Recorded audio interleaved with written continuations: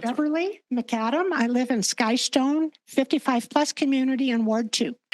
I spoke to you all in December asking you to reduce your mill levy to an amount that would have given you the same amount you spent in 2023 and 24 plus a 6% increase to account for inflation. I thought that was pretty generous.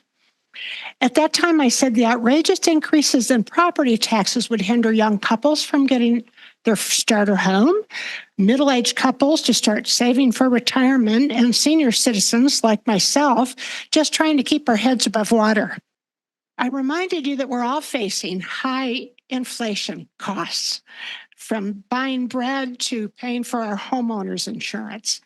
It all fell on deaf ears, I'm sorry to hear. Last June, I researched my purchasing power. According to the U.S. inflation calculator, the inflation rate in the United States between 2007, when I retired, and June of last year, when I looked this up, was 46.88%. Anything that I purchased in 2007 that cost $100, last June was going to cost me $146.88. We know that's even gotten higher today. Inflation hasn't stopped going up.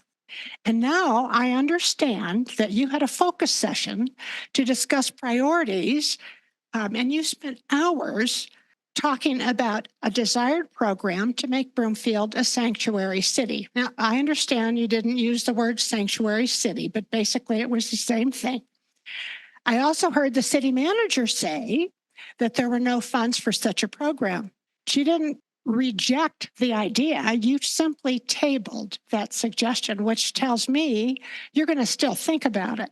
So last year, you made a choice to take a boatload of money from your constituents to pay for your pet projects. Now you want to explore how you can get us to help you pay for illegal immigrants. Now, I know that that's a politically incorrect term, but when somebody walks over the border illegally, that tells me they're being illegal and they're immigrants. They're not Americans coming across the border. They are immigrants. I want you to know that I am not the only one in this room or in our community that resents your wanting to use my tax dollars to help illegal immigrants when you were not even able or desirable to help your own constituents last year. Thank you for your time.